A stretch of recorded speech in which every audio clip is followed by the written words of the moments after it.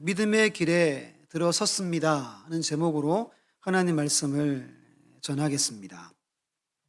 사진을 보여주시면 저 남미 쪽에 가면 이렇게 생긴 나무들이 있대요. 이 나무의 이름이 워킹 팜이라고 걷는 야자 나무랍니다. 그 다음 사진 보여주시면 이걸 이제 저 프로에서는 이 같은 나무인데요. 무슨 나무라고 적혀 있어요? 걸어다니는 나무, 워킹 트리라고 합니다. 1년에 최대 20m를 이동한대요. 와, 처음 들어보셨죠? 아닙니까? 찾아봤더니 꽤 많은 길. 그러니까 몇 년 있다 가면 여기 있는 나무가 저기 완전 다른 곳에 가 있다는 이야기가 되죠. 여기에 적혀 있는 것처럼 새로운 뿌리가 나면서 옛날 뿌리가 태화되면서 이동한대요. 보통 식물이나 이렇게 나무들은 어디를 향해 뻗죠? 네, 햇볕 향해 뻗죠. 그러니까 이 나무가 해를 향해서 이렇게 걸어간대요. 자기의 길이 있는 거예요. 해를 향한 자기만의 길이 있습니다.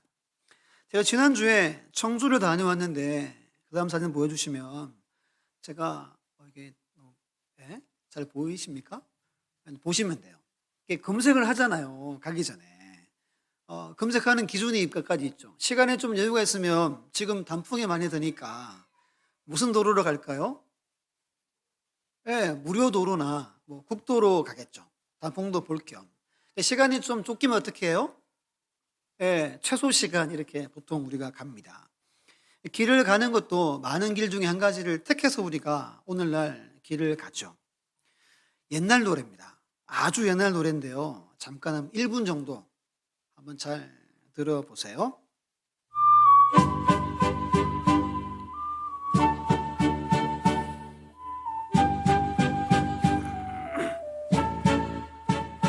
인생은 나그네 길 어디서 왔다가 어디로 가는가 구름이 흘러가듯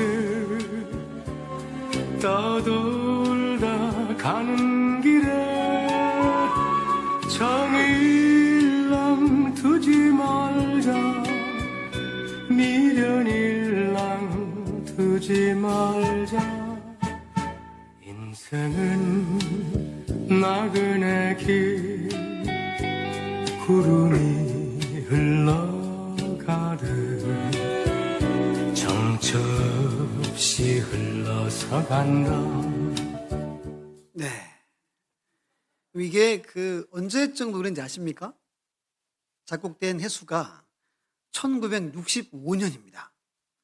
제가 76년에 태어났거든요. 제가 인생은 그러면 이 노래가 떠올라요. 제가 어디서 들었는지 최혜준하고 같이 떠오르는 게 왜 떠오를까? 찾아봤더니 또 이름이 하숙생이더라고요. 이건 아십니까? 그 다음에 하숙생이란 영화에 이 노래가 들어갔어요. 그 이름이 하숙생으로 바뀐 겁니다. 처음 들으셨죠? 이 노래를 이제 듣고 너무 좋은 거예요. 그래서 어제 한 4시간 동안 이렇게 조용하게 인생은 계속 제가 틀어놨어요. 참 좋더라고요. 제가 지금 이제 길에 대한 이야기를 하려고 하는 거 이제 아시겠죠? 오늘 이제 유아세례 입교식을 했습니다.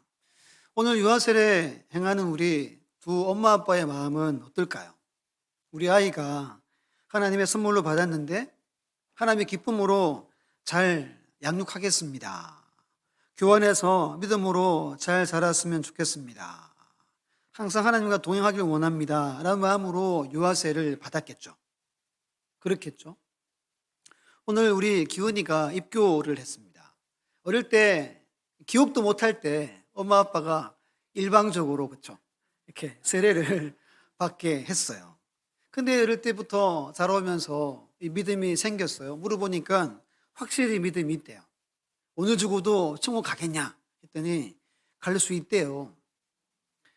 여러분 오늘 이렇게 아이들이 세례받고 입교하는 건 내가 이제부터 믿음으로 믿음의 길을 가겠습니다 라고 하는 겁니다.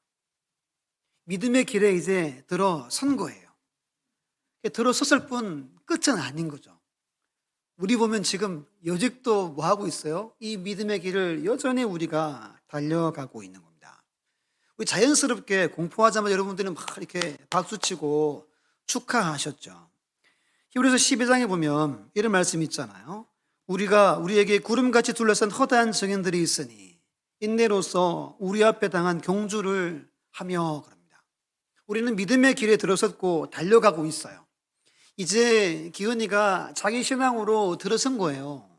이제 달려가야 되는데 우리가 막 박수한 것처럼 저 하나님 나라에서 우리보다 일찍 믿다가 돌아가신 분들이 늘 우리를 향해서 격려하고 박수하고 있는 거예요. 그 길에 우리가 들어섰습니다. 오늘 본문 이야기는 아주 유명한 이야기죠. 노아의 방주 이야기입니다.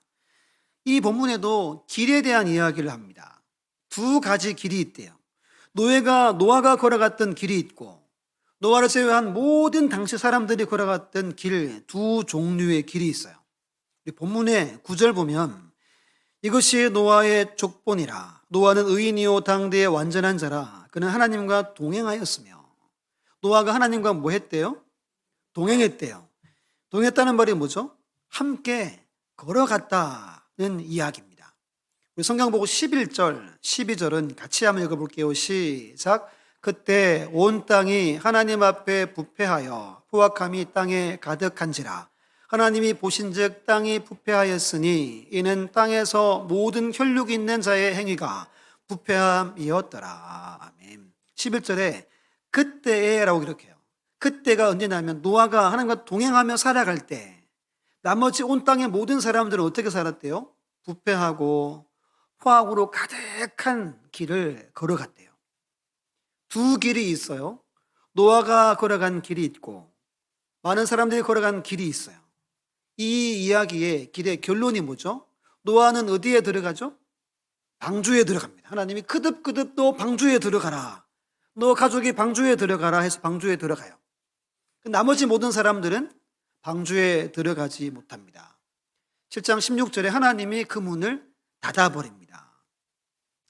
여러분은 지금 어떤 길에 들어서 있습니까? 여러분이 걷는 그 길 끝에 방주가 보입니까? 아니면 굳게 닫혀버린 방주가 보입니까? 바라고 소망하는 것은 오늘 함께 예배하는 우리 모두가 믿음의 길에 들어서고 그 믿음의 길을 끝까지 완주할 수 있는 은혜가 있기를 간절히 예수님의 이름으로 축원합니다. 두 가지로 말씀을 살펴볼 텐데요. 첫 번째는 믿음의 길은 의인이 걷는 길이다. 성경이 말합니다. 누가 걷는 길이에요? 의인만 걸어갈 수 있는 길입니다. 우리 본문의 9절을 성경 보고 한 번 더 같이 읽어볼게요. 시작.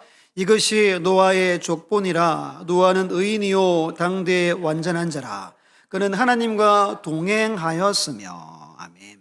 성경 9절에서 노아는 누구라 그래요? 의인이다 라고 부릅니다. 의인이다. 당대의 완전하다 이 말도 같은 말입니다. 그러니까 한 구절에 노아는 의인입니다. 노아는 의인입니다 라고 하는 거예요. 그래서 하나님과 뭐 했다는 거죠? 동행한 거예요. 창세기 7장 1절 성경 보세요. 제가 읽습니다. 여호와께서 노아에게 이르시되 너와 내 온 집은 어디로 들어가라? 방주에 들어가라. 이 세대에서 내가 내 앞에 의로움을 내가 보았습니다. 하나님이 너 방주에 들어가라 라고 친히 말씀합니다. 그 이유는 뭐죠? 수많은 사람들이 자기 마음대로 살고 늘 악한 생각으로 살고 나를 부인하고 살아갈 때 너만큼은 내 앞에서 의롭게 살았다. 그래서 너 방주에 들어가라 라고 말씀하시는 거예요. 구원받은 거예요. 의를 보셔서. 그럼 앞에 6장 5절로 8절 말씀 제가 읽어볼게요. 창세기 6장 5절로 8절 성경 잘 보세요. 여호와께서 사람의 죄악이 세상에 가득함과 그의 마음으로 생각하는 모든 것이 계획이 항상 악할 뿐임을 보시고 땅 위에 사람 지으셨음을 한탄하사 마음에 근심하시고 이르시되 내가 창조한 사람을 내가 지면에서 쓸어버리되 사람으로부터 가축과 기는 것과 공중의 새까지 그리하리니 이는 내가 그것들을 지었음을 한탄함이라 하시니라. 그러나 노아는 여호와께 은혜를 입었더라. 아멘. 하나님이 후회하시고 한탄합니다. 내가 왜 저들을 지었을까? 내가 창조한 자들을 내가 지면에서 썰어버리겠다 하시고 물로 심판하신 겁니다. 물로 심판을 왜 하셨을까요? 깨끗하게 청소하신 겁니다. 근데 노아는 6장 8절에 이렇게 말합니다. 같이 화면 보고 읽어볼게요. 시작. 그러나 노아는 여호와께 은혜를 입었더라. 아멘. 많은 사람들이 물에 쓸려 청소당하는데 노아만큼은 하나님께 은혜를 입은 거예요. 은혜를 입었다는 말은 내 마음에 들었다는 뜻입니다. 노아는 내게 은총을, 총애를 받았다라는 말입니다. 왜 그랬습니까? 그는 의인이요 당대 완전한 자였기 때문입니다. 사랑하는 여러분, 믿음의 길은 아무나 못 갑니다. 내가 가고 싶어서 내가 믿고 내가 가고 싶어서 교회 와서 예배 드리는 것이 아닙니다. 노아 시대 노아 이후의 모든 사람은 이 길을 한 명도 못 갔어요. 얼마나 많은 사람들이 있었습니까? 단 노아와 그의 가족 8명만 이 길을 갑니다. 믿음으로 이 길을 갖고 방주를 통해 구원받았습니다. 그렇다면 궁금한 게 생기죠. 그럼 의인은 어떻게 되는가? 누가 의인인가? 우리 로마서 3장 말씀을 펴보세요. 로마서 3장 말씀, 신약성경 로마서 3장 찾아봅니다. 먼저 23절, 24절 우리 같이 한번 읽어볼게요. 로마서 3장 23절, 24절 계속 펴놓으시면 돼요. 시작. 모든 사람이 죄를 범하였음에 하나님의 영광에 이르지 못하더니 그리스도 예수 안에 있는 속량으로 말미암아 하나님의 은혜로 값없이 의롭다 하심을 얻은 자 되었느니라. 아멘. 모든 사람이 죄인으로 태어납니다. 아버지 영광에 갈 수 없어요. 근데 이 땅에 예수 그리스도가 속량하심으로 인해서 은혜가 우리에게 임한 겁니다. 값없이 하나님의 은혜가 우리에게 임해서 우리가 은혜로 의인되는 거예요. 로마서 6장 23절에 말합니다. 죄의 삭은 사망이요 하나님의 은사는 그리스도 예수 우리 주 안에 있는 영생이니라. 여러분, 여기서 은사란 말은 선물이란 뜻이에요.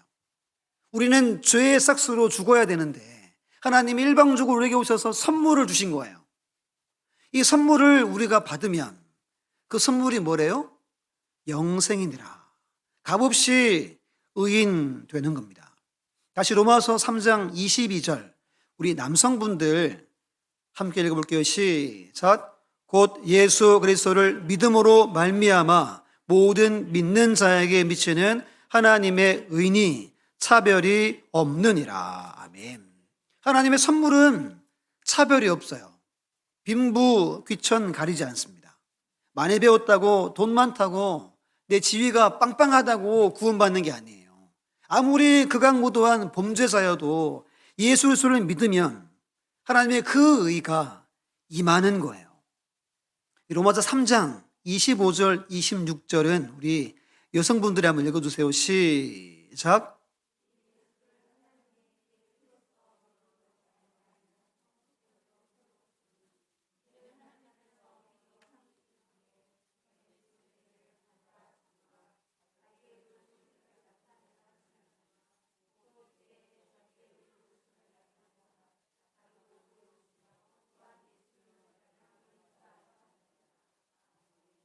아멘. 중간에 보면 전에 지은 죄를 간구하심으로라는 표현이 나오죠. 이 간구한다는 말은 눈을 감아 준다라는 말입니다. 분명히 우리는 죄가 있는데 예수님의 그 피로 말미암아 우리의 죄를 눈 감아 주시고 하나님이 주 예수 그리스도를 의롭다 하시는 것처럼 우리 또한 의롭게 하시는 은혜가 바로 이렇게 해서 우리가 의인이 되는 겁니다. 우리 27절, 28절은 같이 한 목소리로 로마서 3장 읽습니다. 시작.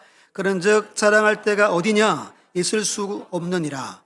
무슨 법으로냐? 행위로냐? 아니라 오직 믿음의 법으로니라. 그러므로 사람이 의롭다 하심을 얻은 것은 율법의 행위에 있지 않고 믿음으로 되는 줄 우리가 인정하노라. 아멘.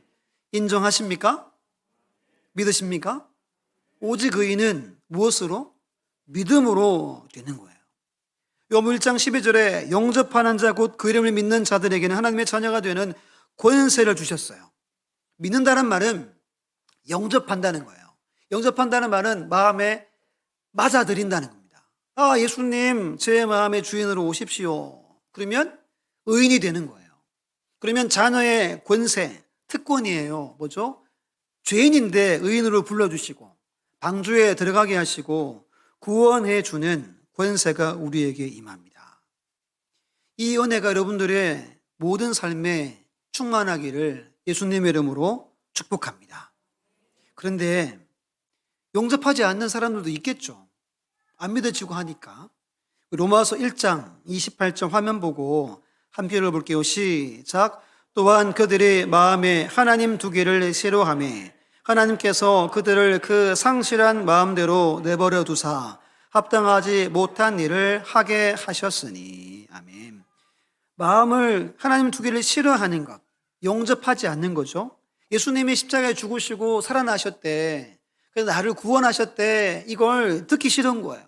믿지도 않고 의지하지도 않습니다. 누가 그랬어요? 노아 시대 모두가 그랬어요. 모두가 그렇게 살았어요. 근데 오늘날도 이렇게 사는 사람들이 많이 있습니다.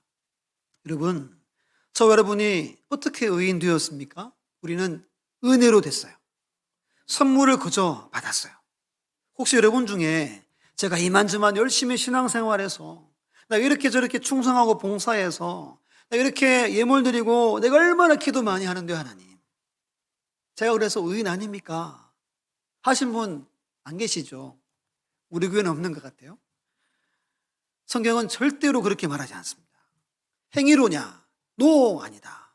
공로로냐? 노, 아니다. 열심으로냐? 아니래요. 오직 의인이 되는 것은 하나님의 은혜로 되는 겁니다. 은혜는 뭐죠? 거저 와서 선물을 주면 감사합니다. 받으면 된다는 거예요. 노아 시대 생각해 보세요. 모두가 악하게 살았습니다. 유일하게 한 사람 하나님 인정하고 하나님 신뢰하고 의지하며 외롭게 방주 만들며 그 믿음의 길을 걸어갔습니다. 이 자리는 우리 모두가 그 길에 들어섰음을 감사합니다. 그리고 이 길을 끝까지 완주할 수 있는 여러분들 다 되시기를 간절히 예수님의 이름으로 축복합니다. 두 번째 같이 한번 읽어볼게요. 시작. 믿음의 길은 하나님을 경외함으로 걷는 길이다. 아멘. 이게 중요한데요. 믿음의 길에 들어섰어요, 우리가. 그럼 어떻게 이 길을 걸어갈 건가? 이겁니다. 우리 히브리서 11장 7절 말씀을 한 목소리로 읽습니다. 시작. 믿음으로 노아는 아직 보이지 않는 일에 경고하심을 받아 경외함으로 방주를 준비하여 그 집을 구원하였으니 이로 말미암아 세상을 정죄하고 믿음을 따르는 의의 상속자가 되었느니라. 아멘. 히브리서 11장은 믿음장이죠. 믿음장에서 소개하는 노아의 인생을 하나님이 정리해서 말씀해 줍니다. 노아가 살아가는데 하나님 찾아와서 경고합니다. 무슨 경고하죠? 내가 심판하겠다. 방주를 지어라. 그럽니다. 그리고 하나님이 이렇게 말하죠. 경외함으로, 이 중요한 말입니다. 경외함으로 뭐 하래요? 경외함으로 방주를 준비하여 그 집을 구원하였으니. 하나님의 말씀을 믿었다는 겁니다. 그리고 방주를 잘 건조했다는 거예요. 그래서 구원을 얻었다는 겁니다. 여러분, 그 교회의 상식 있죠? 방주를 몇 년 동안 건조 만들었죠? 120년 동안 만들었죠. 창세기 5장 마지막 절 보면 이렇게 말해요. 노아는 500세 된 후에 세 아들을 낳았대요. 나이가 500세를 훨씬 넘은 할아버지입니다. 나이 500에 언제부터 알 수 없지만 어느 날부터 120년 동안 방주를 만든 겁니다. 마른 하늘에 저 산 중턱에 배를 만듭니다. 사람들이 뭐라 그랬겠어요? 어우, 잘합니다 했겠어요? 어우, 이 영감아, 노망 들었냐 하겠죠. 그거 미친 짓 하지 마라. 너 그렇게 할 일 없냐? 그럼 나 따라다니며 놀자 했겠죠. 인생 그렇게 허비하고 뭐 하냐? 여러분 생각해보면 100년 동안 나무가 있겠습니까? 나무를 심고 자라면 나무를 자릅니다. 나무를 말려 그리고 재단하고 망치로 자르고 두들겨서 방주를 만든 거예요. 아무도 도와주지 않습니다. 120년을 그렇게 합니다. 저와 여러분들이 노아라면 이거 여러분 해낼 수 있겠습니까? 두 번째 대지가 믿음의 길은 하나님을 경외함으로 걷는 길이다 그랬습니다. 여러분 경외함이 없이는 방주를 못 만든다는 거예요. 경외함이 뭐죠? 우리 국어사전에는 공경하고 두려워한다라는 뜻입니다. 근데 교회 용어 사전에 이렇게 말해요. 무서움과 공포로서가 아닌 하나님의 주권과 영광을 인정하는 자가 가지는 거룩한 두려움, 곧 경건한 공경심을 일컫는다. 따라서 경외란 존경하는 마음으로 삼가 조심함이란 의미가 담겨 있다. 이렇게 말해요. 하나님을 너무너무 존경하는 마음으로 삼가 뭐 한대요? 조심하는 거, 두려워하는 거예요. 좀 쉽게 말하면 여러분들 하나님을 너무 사랑해요. 너무너무 진짜 아주 사랑합니다. 근데 그분이 너무 높으신 분이에요. 그때 우리가 뭐 하죠? 두려워하는 것, 이것이 경외입니다. 우리가 믿음으로 살아가는데 여러분들은 지금 어떻게 신앙생활 합니까? 누가 물어보면 하나님을 경외함으로 신앙생활 합니다. 대답할 수 있어야 돼요. 다른 것 아닙니다. 내가 평안하려고, 내가 복을 받으려고, 죄가 있는데 이 죄를 해결하려고, 내 문제가 있는데 문제가 해결되고, 내가 아픈데 내가 치유받으려고, 저 그냥 천국 가려고, 이 대답도 아닌 거예요. 저는 하나님을 경외함으로 하나님을 섬깁니다. 대답할 수 있어야 한다는 겁니다. 잠언 1장 7절에 말합니다. 여호와를 경외하는 것이 지식의 뭐예요? 근본입니다. 미련한 자는 지혜와 훈계를 멸시해요. 여기서 지식은 일반적인 지식을 말한 게 아닙니다. 모든 걸 창조하시고 경영하신 하나님이 주시는 지식, 통찰력을 말합니다. 이것은 하나님을 경외할 때 받는 거예요. 다니엘 1장 보면 다니엘이 뜻을 정하죠. 뜻 정해서 그 진미와 포도주를 먹지 않기로 결단하고 환관자에게 구합니다. 이 행동이 하나님을 경외한 행동입니다. 다니엘은 나라가 망했습니다. 포로로 끌려갔어요. 근데 여전히 하나님의 말씀이 자기 마음에 기록되어져 있습니다. 율법을 어길 수 없어서 목숨을 걸고 이야기한 것, 이것이 경외함입니다.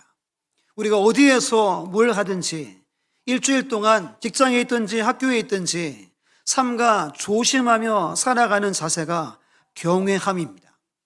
하나님 이 경외함을 보고 다니엘과 세 친구를 어떻게 합니까? 다니엘 1장 17절에 말합니다. 하나님이 이 내 소년에게 학문을 주시고 모든 서적을 깨닫게 하시고 지혜를 주셨으니 다니엘은 또 모든 환상과 꿈을 깨달아 알더라. 여러분 우리 자녀들한테 이 은혜가 임하면 얼마나 좋겠어요. 책 펴면 다 이해돼요. 다 물에 다 들어옵니다. 다니엘은 꿈꾸면 누가 꿈 꿨다 그러면 다 풀어냅니다. 20절에 이렇게 말하죠. 그 지혜와 총명이 온 나라 박수와 술객보다 몇 배나 10배나 나은 줄 아니라. 여기서 박수와 술객은 오늘 치면 박사들입니다. 박사들보다 10배나 뛰어난 지혜와 총명이 있는 거예요. 언제? 뭐 할 때? 하나님을 경외할 때입니다. 하나님을 경외하는 자에게 하나님은 이러한 은혜를 베풀어 주십니다. 한 구절을 볼까요? 출애굽기 18장 21절 함께 읽습니다. 시작. 너는 또 온 백성 가운데서 능력 있는 사람들 곧 하나님을 두려워하며 진실하며 불의한 이익을 미워하는 자를 살펴서 백성 위에 세워 천부장과 백부장과 50부장과 10부장을 삼아. 아멘. 모세가 혼자 일하는 게 하나님 너무 딱해 보여서 누구누구를 세우래요? 천부장, 백부장, 50부장, 10부장을 세워서 같이 일하는 거예요. 그때 하나님이 너 이러이러한 사람을 세워라 그러는데 능력이 있는 사람을 세우래요. 야, 역시 하나님 너 뭘 평가하죠? 능력으로 평가합니다. 근데 두 가지가 뒤에 나와요. 첫 번째가 하나님을 두려워하는 자, 두 번째가 진실하고 불의한 이익을 미워하는 자. 이게 하나님의 기준의 능력이에요. 보통 우리가 사람을 이렇게 투표하거나 할 때 두 번째 기준으로 합니다. 진실되고 불의하지 않은 사람, 정직한 사람, 거짓말하지 않는 사람을 보통 우리가 교회에서 투표할 때 한 표를 아마 던질 거예요. 근데 첫 번째 기준이 뭐냐 하면 하나님을 두려워하는 사람입니다. 하나님이 누군가를 택하여 섬길 때, 세울 때, 그를 통해 무언가를 맡길 때 제일 먼저 보는 건 제가 나를 두려워하는가, 두려워하지 않는가를 먼저 본다는 겁니다. 이걸 여러분 꼭 기억하시기를 간절히 부탁합니다. 하나님은 여러분들이 하나님을 두려워하는지 안 두려워하는지를 제일 먼저 기준으로 삼아서 하나님의 일들을 허락해 주시는 거예요. 본문의 22절과 7장 5절 있죠. 먼저 22절 함께 읽습니다. 시작. 노아가 그와 같이 하여 하나님이 자기에게 명하신 대로 다 준행하였더라. 아멘. 7장 5절 같이 읽습니다. 시작. 노아가 여호와께서 자기에게 명하신 대로 다 준행하였더라. 아멘. 하나님을 경외하는 믿음의 사람의 큰 특징 한 가지가 뭐냐면 명하신 대로 다 준행하는 삶을 삽니다.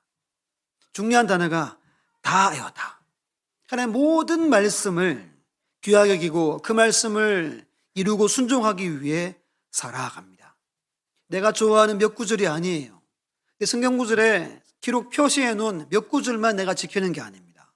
모든 하나님 아버지의 말씀을 준행하고 순종하는 것이 노아의 믿음이었습니다. 이것이 하나님을 경외하는 자의 삶의 모습입니다. 근데 오늘 수많은 예수 믿는 성도들 중에 다 듣고 순종하려고 애쓰십니까? 안 그런 경우도 많죠. 성경이 이렇게 말해요. 디모데후서 4장 3절 4절에 잘 보셔야 됩니다. 때가 이르리니 사람이 바른 교훈을 받지 아니하며 귀가 어떻게 됐어요? 가려서 자기의 사욕을 따를 스성을 많이 두고 또 그 귀를 진리에서 돌이켜 허탄한 이야기를 따르리라. 오늘 이 시대를 말하고 있는 것 같아요. 사욕을 위한단 말은 욕심, 정욕, 탐욕을 위해서 주변에 똑똑한 사람들 많이 뒀다는 거예요. 야, 이거 일은 누가 알지? 전화해서 물어보고. 야, 이건 누가 잘 알지? 전화해서 물어보고. 그 허탄한 이야기에 귀를 기울이고 살아간다는 겁니다. 여러분들이 혹시 그렇다면 여러분들의 영혼이 잠깐 멈춰 있는 거예요. 영혼이 잘 되고 복받는 영혼은 결코 이렇게 살지 않습니다. 욕망이 막 떠오르고 내가 저렇게 이루어야지라는 생각이 많이 들면 지금 내 영혼이 조금 흔들리고 있는 거예요. 여러분, 이런 이야기가 교회 하나님 말씀에서 선포되어집니다. 내 생각대로 말씀이 맞으면 듣고 내 인생을 응원하고 지지하면 좋아하는 게 아닙니다. 하나님 말씀은 우리를 하나님께 늘 아버지 앞에 세우는 말씀. 내 영혼을 찌르고 내 영혼을 깨우고 내 영혼을 불편하게 하는 말씀이 얼마나 많습니까? 그 말씀을 우리가 새겨 듣고 따라야 함을 말해주고 있는 겁니다. 우리는 다 준행해야 합니다. 하나님이 여러분들한테 너 완전하게 살아라 라고 안 해요. 저한테 이 목사 너 완전해라 안 합니다. 근데 너 내가 하는 말 다 듣고 순종하려고 애를 써라 라고 우리에게 말하는 거예요. 너 순종해야 된다. 너 준행해야 된다. 이게 믿음의 길에 들어선 사람이 가는 길이다 라고 우리에게 말씀해 주고 있습니다. 한 구절만 보고 뒤에 더 있는데 좀 짧게 해야 되겠어요. 우리 마지막 구절로 레위기 10장 1절 2절 함께 우리 읽어보고 말씀을 마무리할게요. 시작. 아론의 아들 나답과 아비후가 각기 향로를 가져다가 여호와께서 명령하시지 아니하신 다른 불을 담아 여호와 앞에 분향하였더니 불이 여호와 앞에서 나와 그들을 삼킴에 그들의 여호와 앞에서 죽은지라. 아멘. 아론의 두 아들이면 아버지를 이어서 이제 제사장 될 인물들이죠. 성전에서 섬기는데 어떻게 했어요? 이렇게 말하죠. 여호와께서 명령하시지 아니한 다른 불을 담아 분향했대요. 이들은 알았어요. 모를 리가 없는 거예요. 근데 뭔가 문제가 있었던지 다른 불을, 우리 형제가 이렇게 의논한 것 같아요. 우리 이것만큼은 저걸로 해보자. 다른 불을 지펴가지고 분향한 겁니다. 그때 하나님 어떻게 했어요? 불이 나와서 그들을 삼켜서 태워서 죽였다라고 말합니다. 하나님 우리에게 원하시는 게 있고 우리에게 명하는 것이 있습니다. 우리 지난 체육대회를 너무너무 잘 마쳤죠. 날씨가 어떡할까 또는 재밌을까, 정말 재밌었어요. 그렇죠. 우리 기도도 했지만 정말 제가 이제 체육대회를 많이 참여도 해봤지만 제일 이렇게 깔끔하고 제일 정말 좋은 체육대회였던 것 같아요. 그때 여러분들이 제가 세워놓고 잠깐 말씀 설교했잖아요. 전혀 기억 안 나실 거예요. 그래서 제가 내년에는 다 앉혀놓고 제가 설교를 해야 되겠다 생각을 그때 했어요. 앉혀놓고 설교했어야 되는데 이렇게 제가 이제 조금 내년에 그렇게 해야 되겠다 했는데요. 그때 제목이 상을 받도록 다름질하라 이거였어요. 구역예배 드리는 분들은 두 가지 기억나죠. 상 받으려면 첫 번째 분명한 목표가 있어야 돼요. 그리고 절제해야 된다. 손흥민 이야기 잠깐 그때 했었었죠. 우리는 표대의 신 예수 그리스도만 바라보고 부름의 상을 향해서 달려가야 돼요. 그러니까 믿음의 길만 끝까지 달려가야 면류관이 있고 상 받아요. 절제하지 않으면 상 못 받잖아요. 이걸 꼭 기억하셔야 됩니다.